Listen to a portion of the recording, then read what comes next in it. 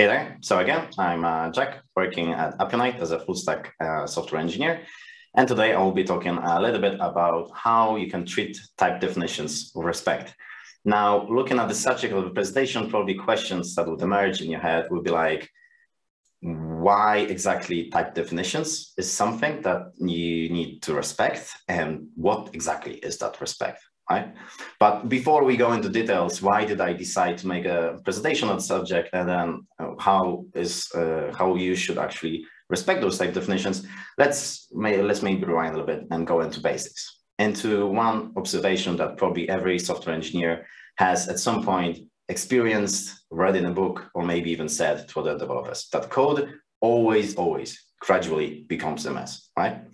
That is inevitable. And what we as experienced software engineers do about it is that we have invented clean code practices, many different clean code practices, to somehow overcome that problem of the code becoming a mess. So we use all those different practices so that the code, even if it becomes larger, it becomes older, we are still somehow able to maintain the code, change it, add new features to it, and so on.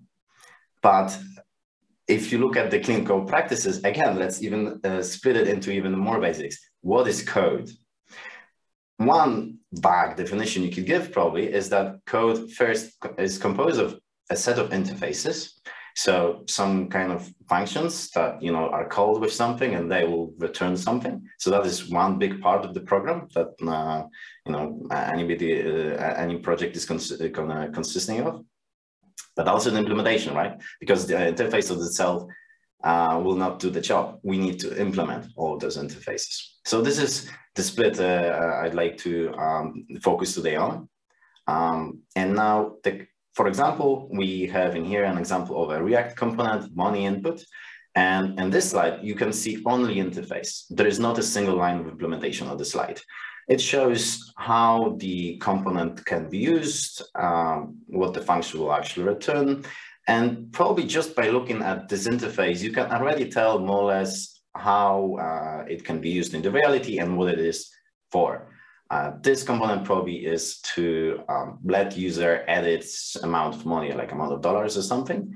And so a developer can use it later on to compose more complex forms that have money input in it. Now, only this slide actually has some kind of implementation, which can be large. This slide, of course, doesn't show all the implementation. But however the implementation is going to look like, it doesn't really change the interface. So we can say that implementation is kind of a detail after you have seen the interface. Now, the real question I'd like to ask today is that when we apply clean code practices to the code, do we remember to apply them to the interface code? For example, if we have a practice called use accurate naming, if we take that rule into heart during implementation phase, probably we'll do stuff like naming internal variables very well, name functions very well, stuff like that. But if we look at that from the interface perspective, probably we would focus on naming the interfaces very well. So the function name where the arguments are return values, so that the other people that will use the interfaces, they will know what they do without having to, ask the writer interface, hey, what is this thing doing, right? Another rule, single responsibility principle. If you take that rule during implementing code, then you will probably translate that rule into something like, don't do multiple things at once, right? So in reality, probably it's going to be like, you're writing a method and it does stuff, and then you're like, whoa, it does so many different stuff, right? And then like, okay, I should probably split that into separate functions or something, right? But maybe we can take a look at that principle already during interface moment, and maybe translate the principle into something like, a function or a class should do one thing and do it very well. There might be also other principles which I actually struggled to come up with how you can use them during implementation, but they definitely are useful when you're designing interface. So for example, interface segregation principle says that you should always keep interfaces minimal. So for example, instead of relying on an interface that has hundreds of attributes, hundreds of methods, and then you just depend on everyone in your code base, Instead of that, maybe you decide to split that into some smaller interfaces and then just require one of them in the respective places in your code base. Another principle, dependency inversion principle. This one, again, is, I think, more about interface design rather than implementation. This one more or less would translate to when you're writing a high-level module and you need to rely on other classes in it because you don't want to have this one giant class, right? Then try not relying on a specific implementation right away. Maybe instead try defining an abstract interface and then later on define a class that implements that interface. Another rule, YAGNI, you aren't gonna need it. This one I'm recently a big fan of.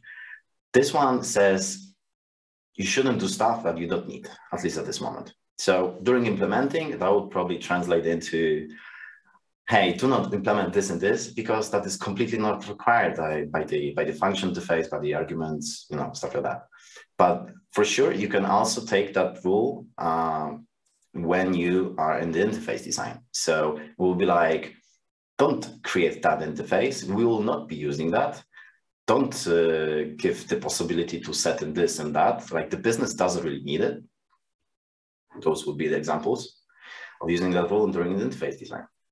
Another rule, KISS, keep it simple, stupid. This one is about striving towards simplicity, always in everything. So an implementation, that would probably be something like, instead of writing a complex body of the function that is, you know, just kind of does the job, is just difficult to read, then probably a good feedback towards it would be like, hey, we can just simplify it. Like it will do the same job. It will still fit the interface of the function, but it will be just easier to read. And I think it's gonna be less prone to errors, right? But maybe we can also take that rule into heart when we are designing interfaces. So maybe instead of designing a complex interface or set of interfaces, we can somehow come up with a simpler interface. Maybe, at least we should try. Maybe we could try. And then another rule, avoid giant files. This one is a bit general, but definitely probably that something that any engineer does from time to time. So during implementation, that rule will be something like, oh, I implement a function and it goes well, but then it's already 300 lines, right? That's a bit too long. So then you start, okay, let's extract that bit to a separate method, that bit to a separate method, that bit to a separate file, and so on, right? But also, you definitely take that rule into practice when you're designing interfaces. After all, you wouldn't want to have one giant file that has all the interfaces, all the type definitions of your application, right? That would be kind of difficult to maintain, that definitely thousands of lines in a major projects, right? So probably what you are doing instead is that you somehow group those related interfaces, like you separate them into groups and you group them by like responsibility or a layer or like a thing they do, something like that. And then you put each of those groups into a separate file and then nest in directories, right? Nothing extraordinary in here, I think, on this slide. But what I really want you to take out from this presentation is that please do not skip that part when it comes to applying clean code practices during the interface phase of your project. So whenever you like scoping the project in the beginning, or maybe later on, like you're implementing a little bit and writing another interface and implementing a little bit, always remember that having clean interfaces is very important. And to be a bit more pragmatic, I drafted 7 tips how we can keep that interface code clean. And of course, they will be based on a TypeScript language. So first, the first rules are going to be a bit easier, a bit more obvious. So the first one, use accurate naming. Very important, very easy to say, difficult to do. As they say, naming is one of the most difficult things in computer science. Definitely agree with that. But that doesn't mean that we shouldn't try, right? So let's look at the first example. So in here, we have an authorization service class that has a method that allows the user to retrieve an access token. And it kind of does. It returns an object that has access token and also some attributes of the token, like when it's going to expire and so on. The little problem I have with this code, sorry for being picky, is that the naming just doesn't fit to me. Like the method is called the get access token, but it doesn't really retrieve access token. It retrieves an object of interface, which is called authorization. So when I'm looking at this code, I'm like, does it retrieve access token or does it retrieve authorization? That is the first question in my mind when I'm still looking at it. And then the second one, is it actually authorization? Like if you look at the dictionary, authorization, I think it's already kind of a hard word to say, define, like the action of authorizing a document giving official permission. Well, maybe the access token is that kind of a document, like a fact that the authorization has been given, but it's just then why isn't the get access token function named as get authorization? Maybe we could just make the naming a bit more consistent. Of course, this example is very trivial and you can say that I'm being too picky, but you know, this is presentation, right? So I just wanted to give very simple pieces of code. But in reality, that often happens, right? Where you have a class and it returns the method that returns something, but the return, the type definition of the return value doesn't really align with what is returned in the type. Another example, in here we have an example of a React hook function.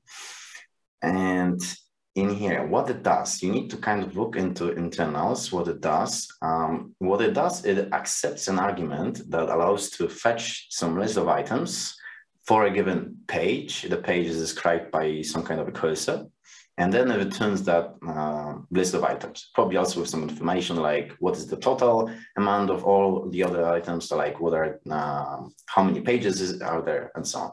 And then it will return items. What it actually does, it will return all the items that have been fetched already. And so, for example, first it will start with the first page, and once you call the fetch more, then the items will return the first and the second page, right?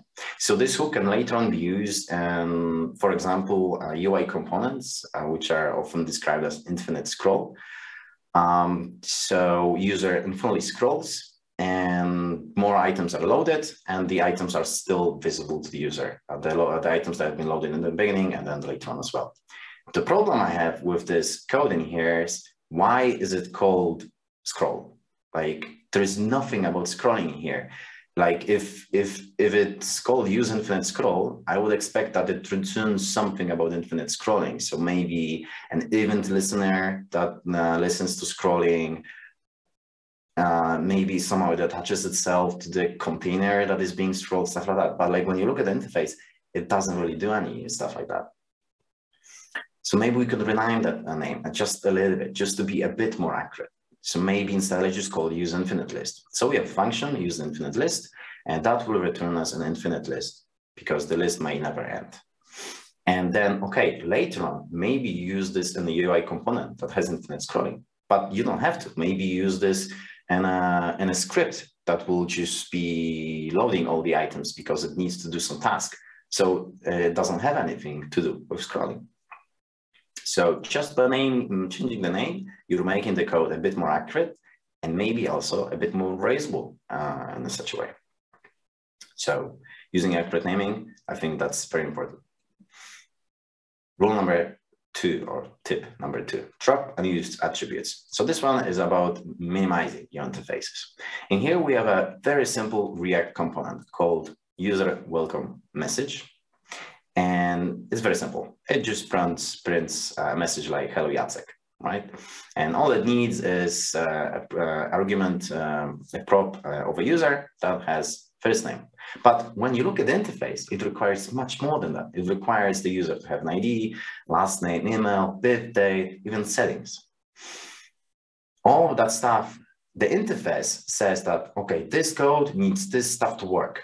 But then you look at this implementation and it's not really true anymore. And then you're thinking like, did the developer design an interface kind of forget about that stuff during implementation phase?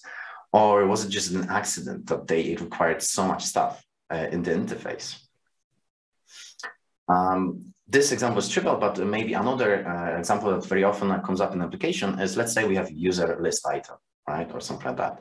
And so we have lists across all application and we can list users, right? And let's say that user list item requires the same user. So it requires the information, the birth date and settings and so on.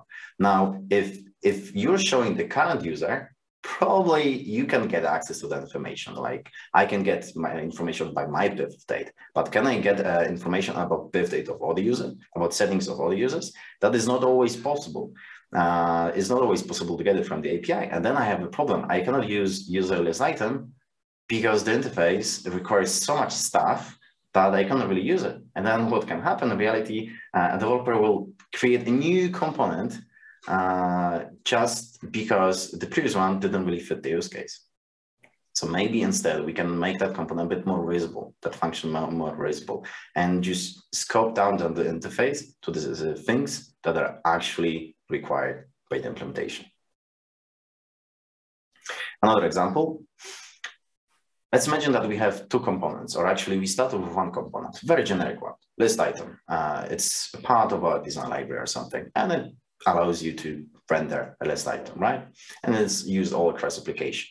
But after some time, we noticed that in many places on the application, the list item looks basically the same and has the same goal, is to show a company, right? And then designers decide, let's just make sure that this company list item and all the views looks the same, right? So they were like, okay, let's just make one component that is called company list item. It will be wrapping list item.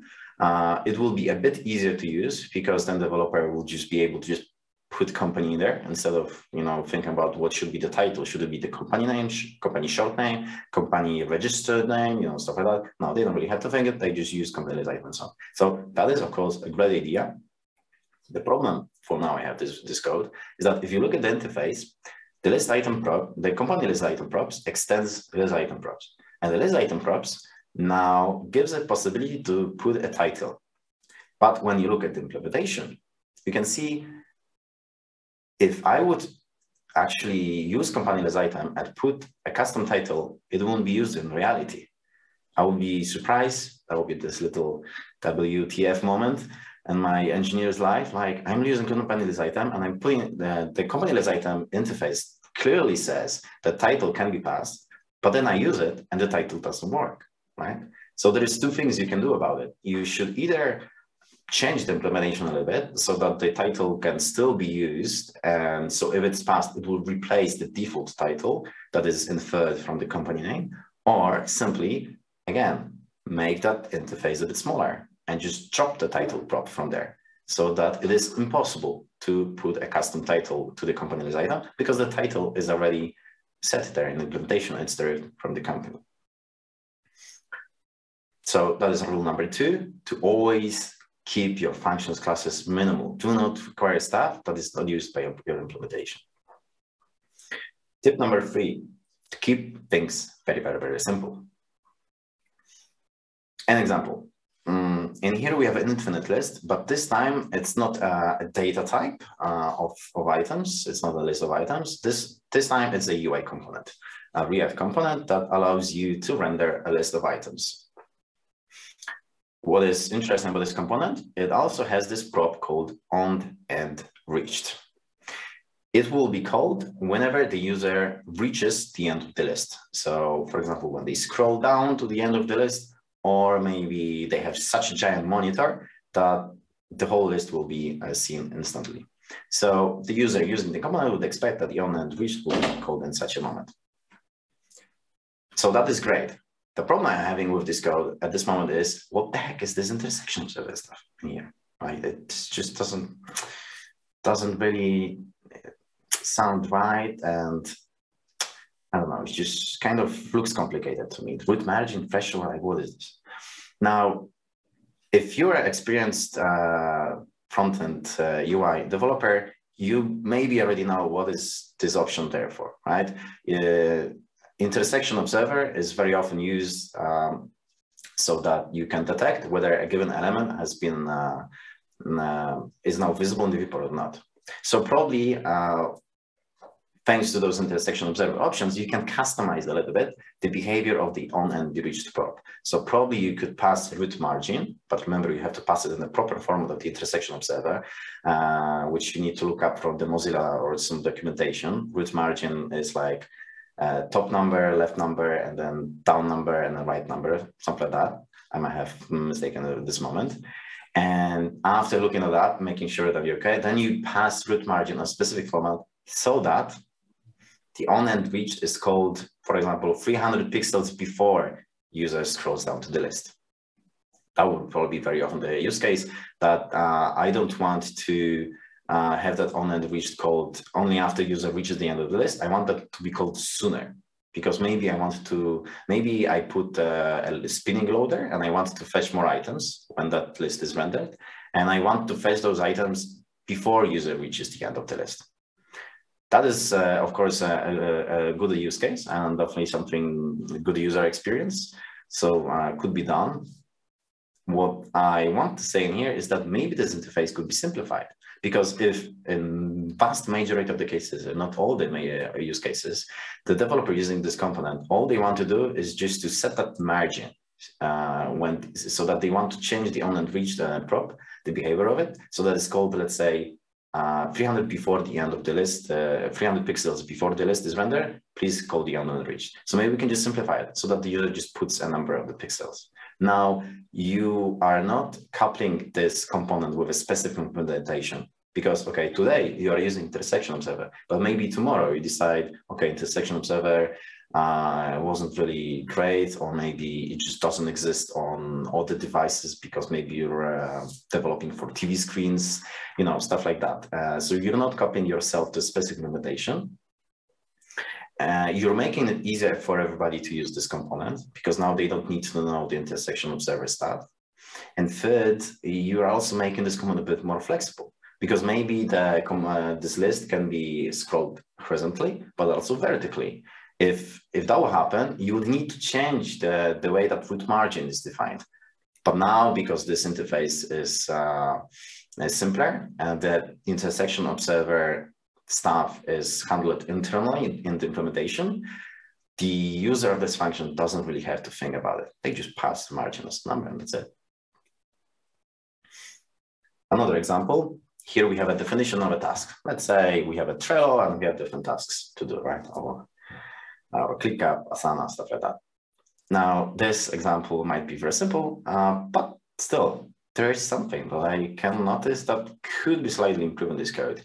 Because the task can have a priority which is low, a high priority, or no priority at all. So when I'm seeing this, I'm like, why are we using this arbitrary string value called known when we already have a data type primitive in JavaScript that is an empty value? It's called null. We can also use undefined. But in here, somehow we decided we don't want to use null. We want to use this arbitrary string called known. Sometimes it might be unknown, maybe, I'm not sure, not existent, doesn't apply, no, stuff like that. Whenever you're using such an arbitrary constant, now everybody around has to have that constant definition. They have to remember about it. Even worse things will happen if the null mixes with this known string value, and then you think like, do they have a difference in meaning between those two or not? So maybe we can just simplify this code a little bit and just, instead of having this known string, we can just use null or undefined.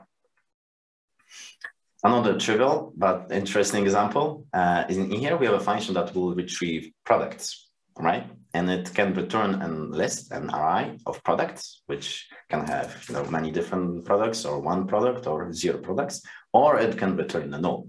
Now, when I'm looking at such a function, my first thought is, what does the null mean? Does it mean that there has been some error while retrieving the products? Does it mean that the user doesn't have access to those products? Does it mean that the database was down at this moment? But I'm like, why wouldn't you just throw an exception in such a case? Or does it mean that there is no products? But then if it means that there is no products, then like, why wouldn't you just return an empty list? Why do you return null at me? Like, is there a difference between an empty array and a null in here? Because if there is no difference, then why do you use this null at all? Why do you make it more complicated than it could be? Okay, and in some situations, the null is intentional in there. And it actually means something different than an empty array. Like maybe, yeah, the data is not loaded yet, and that's why we're sending null at this moment. If so, that's okay. If that's documented and everybody's familiar with this, okay. But if there's no difference in meaning, then I don't see a point. Why would you use a more complicated data structure when you could just use a simpler one? So always strive for simplicity. That's a good rule. Rule number 4. Now we're gonna get into a bit more serious stuff. Define interfaces close to the implementation. Now, I'm gonna ask you guys a question. You don't have to answer me. Or you can, wherever. How many times have you joined a TypeScript project, which was actually well written, like it was well composed, like the code would be split across directories, and the responsibilities were split well using the principle and stuff like that. But there will be this one giant types.ts file, and all the types from different directories, from different layers, they will just place in that file. Because I really had that situation many times. The project was great, but just the type definitions, they were placed in this one giant file. Now, I'm not gonna be saying yet whether that is bad or good, or what are the better alternatives to it. Let's maybe focus for now on an example. So in here, we have this time a backend application and 3 files in here. Let's start from the top. So we have a file with some type definitions, and there is a type definition of a product. A product can have an ID, it may not, sometimes, not sure when, but maybe when it's being created, it doesn't have the ID yet, for that, I don't know. And then it has the name, and it always should have it created that date. And then we have a domain folder. There's a product file in there with code about products. So this file is probably about business logic of the application. This is the real stuff. So it retrieves products from some database or something and just passes that products folder, so that later on maybe API can just use that business logic. So in the domain folder in here, we have a function called getProduct, and given the ID of the product, it will return a product. Okay, sounds fair. And then we have another function called createProduct that, given an input, attributes of a product, it will create the product and return it, probably with the ID now. Sounds fair. And then we have the API folder. Let's say it implements GraphQL interface. So to implement that GraphQL interface, it needs to have a resolve product function that, given the ID of the product, it will return the GraphQL product interface. And now the GraphQL product interface says that the ID must be there. Like there may not be a product that doesn't have the ID. So probably that's why the developer had to put this exclamation mark and the product ID down there to tell TypeScript the ID will always be there.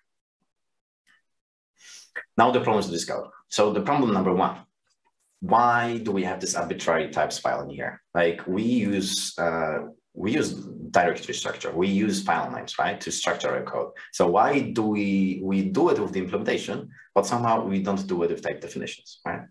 It just looks, whenever I see a file which is called types or helpers or utils, I have this alarm going in my head saying, it looks like it's gonna be a giant hole into which engineers will just put many unrelated stuff, and then it's gonna be more difficult later on to fix it, like to just remove that hole or move stuff somewhere else and so on. Second problem, why is that ID optional, right? So if the product exists, it should always have the ID, right? But if you look at the definition of the getProduct function, type definition doesn't really say that. The type definition says a getProduct can return a product that doesn't have the ID. So something is not really done perfectly here. And that's why this non-null safe assertion has to be used in here. This is one example of the code, but maybe this getProduct is used in many different places in the application. And then you have to put those assertions everywhere. And whenever you use assertion, you're kind of cheating a little bit on Typescript, and ideally you should never have to use them. And then a third problem, the create product. It says that I can, when I'm creating a product, I can tell the program with what ID the product should be created. Now, sometimes that is the case. maybe the front end generates a unique ID for the entity that it's creating, and the backend will force a database or something to create the item with that exact ID. Sometimes that is the case, and if yes, then okay. But very often it is not. Very often the function definition says that the ID can be passed, but then you look down to the implementation and you see that the ID is not used at all. So again, you have interface which is kind of lying about what it does. Another problem is the create update. The function now says that you need to specify at what date the product has been created. So now if you create a product, but then you tell the system the product was not created at this moment, it was created at some other point of the time, you're kind of lying to the system. I mean, if you want to publish a product at a different date, that is now a different concept. That is like a publish date rather than a creation date. I think creation dates should actually resemble the reality. And also, in most of the cases, probably this created at date will just default to the current date. But because it is required by the interface, you're now forcing every single user of that create product function to always have to specify that created at date before they create the product. So you're making the interface now is a bit harder to use than it could be. Could you simplify it? Let's try. So first, let's split the input interface from the domain product interface. So we have one interface which resembles the product that is already created and is existing in the database. And then we have another interface which describes what are the attributes that the user has to pass in order to create the product. Now, given that we have those interfaces, the function definitions are more accurate. Later on, when we use the function API, we can just pass the result of the get product to the GraphQL server. We don't really have to use those assertions now anymore. Okay, the ID may not be there, but I'm sure it's there. No, in here now, because the TypeScript definition of the return value of the function is accurate, we can just use it without having to play with those assertions. Another thing that I've changed in here is I kind of removed the need for the arbitrary types file. You can see that I placed the product type definition to the domain product. So this is also something very important because very important if the API layer depends on the function, let's say get product, probably it will also depend on the arguments of the function, because to call the function, it needs to create arguments for the function, right? And then it will probably use the return value of the function. So it calls the function, it uses the arguments, and it uses the return value of the function. So very often the program that actually uses the function also uses the arguments, the return value of it.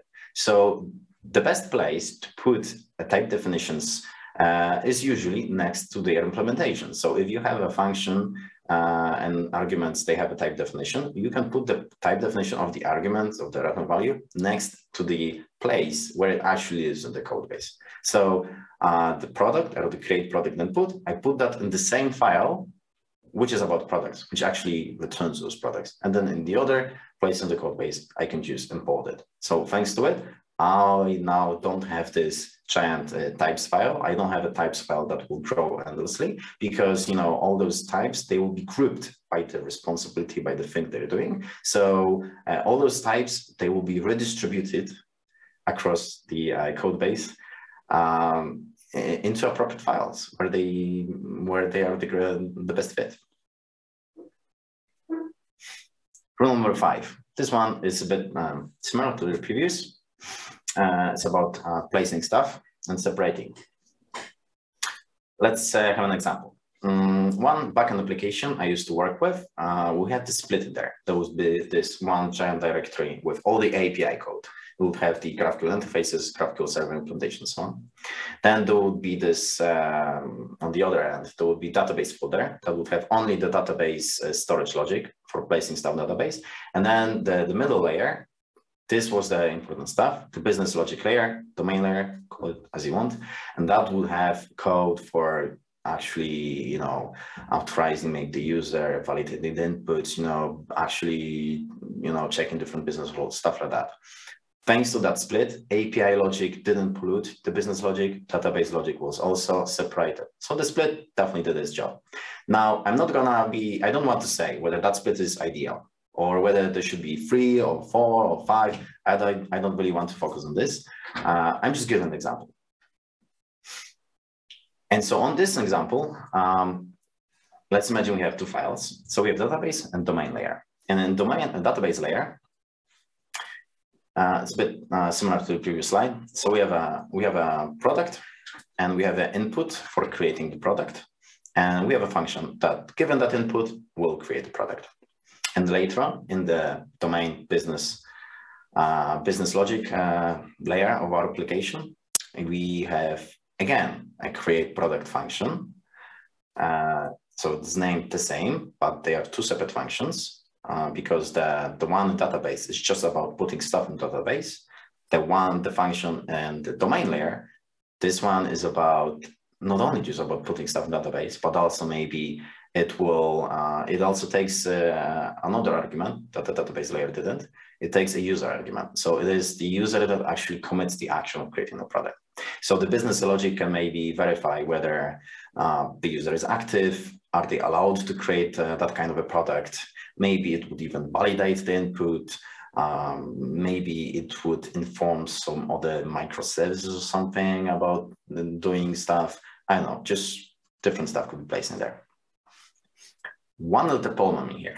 Again, little problem, but take it just, this is presentation. So the examples are simple in here, but in reality, there could be 6 problems. We're like that in the code. So in here, one problem I can see is that there is actually the user ID have to be passed twice. So imagine we have API layer that resolves the create product mutation. And now I have to put the ID of the user that creates the product twice, because one, it is the user argument, and then the other, it is a part of the input, it is the creator ID. Now, again, if it is possible for the user to create a product in the name of a different user, then that's okay. And that interface is actually quite good. But again, maybe the creator ID is needed only because the create product input from database is used. Like maybe the engineer designing the domain interface was kind of trying to be fast. So instead of defining their own interface, they just phrased a different one. But because of it, they coupled domain layer with database layer. So now whenever you change the interface of the database function, you're changing the interface of domain layer. And that is not always intentional. Maybe you want to add an attribute to database, but you don't want to require that attribute from the API, right? So maybe it would be better to actually split those interfaces into 2. So you have a create product in database, and you have create product input database. And you have a create product in domain layer, and you have a separate create product input in domain layer. Okay, you have to type a bit extra letters to do it, but now you're splitting the interfaces, you're not coupling 2 layers with each other, and the whole thing is now easier to maintain, because later on when you want to do stuff, you can only do a change and make comment changes to one place rather than both of them. Rule number 6, abstract away third parties. So this one is a bit similar. So you have a function that allows you to save a file, and it abstracts all the different AWS logic and lets you just save a file. So this is great. API, you can just use it to save a file. That's it. Problem with this, it doesn't really decouple that AWS stuff. It actually returns AWS something something. Now the API that uses it can rely on attributes that are returned by it. And that might be a problem. Imagine that you have an application which is using the save file function like 40 different places, and now it's relying on this AWS logic. And tomorrow you have a feature, I want to switch from AWS to Google. And now you have to change all those different places. If you would abstract away that AWS, just make the whole function simple, like it saves file, that's it. No need for a return value, or maybe just returns the URL, that's it. Now the interface is simpler, it's not coupled with implementation, and other people are not attached to the implementation. And rule number 7, define public interfaces explicitly. This one rule is not really, I'm not really that harsh on this one. I think it's more about for the team to decide whether you should define interfaces explicitly or not. TypeScript is great at identifying type definitions. This is what I very like about this language. It's not like, sorry, Java, which lets you, I think it requires the user to define a type definition in every single place. In TypeScript, when you assign a value to a variable instantly, then TypeScript is kind of obvious for everybody what is inside of that variable, all right?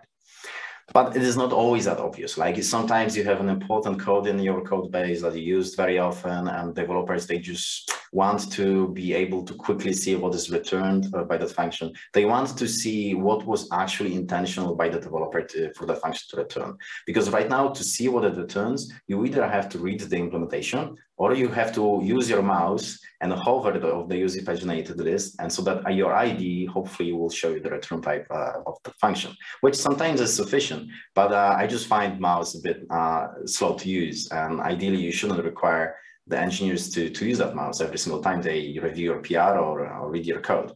Now, there are different approaches to the problem. Some people, they are like, no, we should never force the developers to do those explicit type definitions. They are useless, energy wasted on keyboard, while other people like, we have to put them everywhere. I like to compromise, and I very often lately I use in my project the ESLint rules. So if the function code, wherever, is exported by the file, which means it's gonna probably be used by other files, then, okay, I force you to provide the explicit type definitions for it. But thanks to it, I actually force you to provide a nice interface for it, and we avoid mistakes that could be accidental, that maybe somebody has, I don't know, just they changed something in implementation, now the whole interface has changed, and they impacted all the clients of that function, right? But for the private code, which means like internal function body, internal variables, I'm like, no, you don't have to put those type definitions. So that is one approach you can try in your projects. I'm curious about your opinions on that. And we can talk about it on the chat. Now, summing up, because I feel like I'm running out of the time. The main message of my presentation is that you should keep your interface code clean. You should really focus on this. It's just as important as implementation code, if not even more than that. As people say, sometimes implementation is just detail. If you have well-written interface code, implementation is way easier then. So it's really important to keep it clean. And you can use those 7 tips. Of course, there might be more.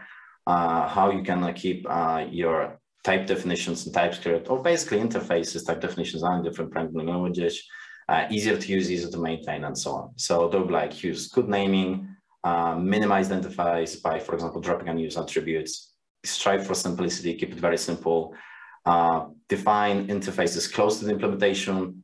Please avoid using this one giant types file that you use for everything. When you separate application layers, the implementation, also separate the interfaces, why not? When you abstract away third parties, also abstract away the return types, the interfaces, so that you don't couple your application with those libraries, at least in some options. And think about defining public interfaces explicitly. And that will be it from my presentation. Just 2 small comments I'd like to add. We are hiring at Appionite, so if you feel like joining us, you can check out the website. You can also ask me privately or on chat if you have any questions about our career opportunities. And second thing, I am kind of trying to write a book about full stack development. It's very, very hard. It's almost like making a master thesis for university, but yeah, I'm kind of trying. The book is gonna be for engineers that already have wrote some applications, but they want to be more conscious about what good practices can be used to do those large applications. So it's going to be about front-end and back-end testing. Everything's going to be based on types and so on. So if you want to get information about the book, feel free to visit my website, jackthenomad.com. It's based on Medium. There is a follow button, so you can just click that and you will be informed on email about that book, if that hopefully eventually gets released. And that will be it. Thanks for your attention, and I give back my voice back to Białystok, I guess.